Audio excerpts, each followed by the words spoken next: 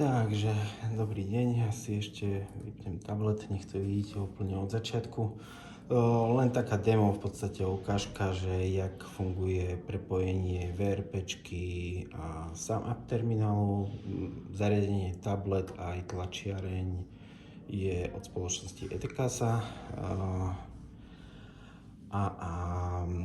Model to je Xprinter, tuším 2008 alebo nejak tak. No, poďme k veci.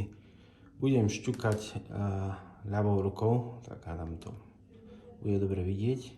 Čiže poďme na VRP.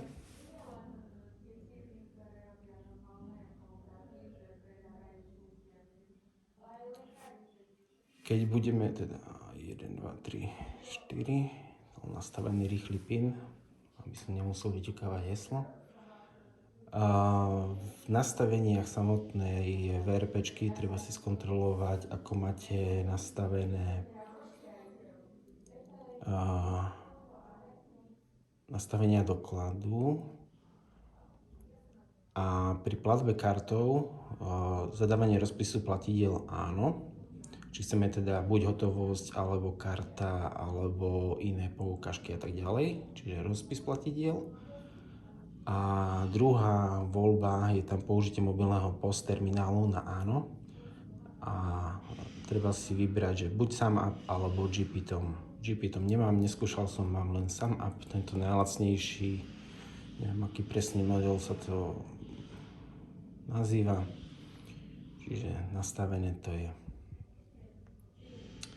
Môžeme ísť pekne od začiatku, čiže nový doklad. A tu mám pripravené test tlače dokladu, zľavo nedávam nič. Pokračovať. Typ platidla, ako hovorím, ideme vyskúšať platbu kartou, takže platba kartou. Tu sa nám zaktívni tlačidlo platba kartou, čiže odťukneme si to. Preniesie nás do aplikácie SamApp. Počkáme, kým to načíta.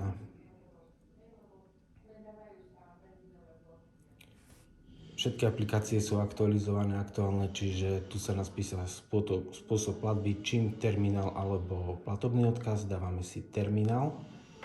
Tu už nám pekne dalo symbol, že je spárované. Suma 12. Tu mám kartu, čiže len prikladám. Transakcia schválená. Samotný doklad netlačím, lebo sám aplikácia sa páruje úplne s inými tlačiarňami, s Epsonom a tak ďalej. Dá sa zdieľať cez toto tlačidlo, len mi to nefungovalo. Ja som to vytlačil, toto potvrdenie, také obrovské dlhé, už predtým, cez bločkové tlačiarne, ale v tomto kroku to dáme preskočiť.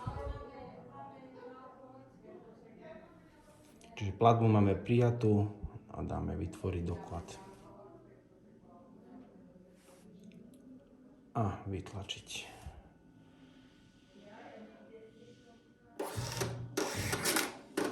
Tak. Doklad pekne vytlačený. Nič mu nechýba, krásne viditeľné celý text.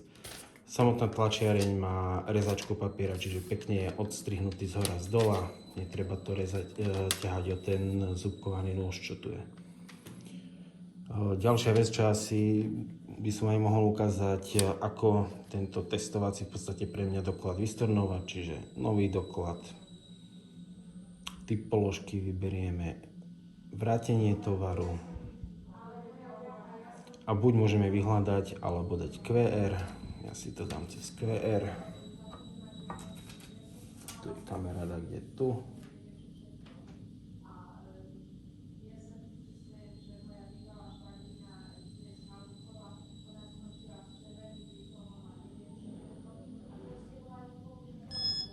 Trošku to trvalo, kým to našlo.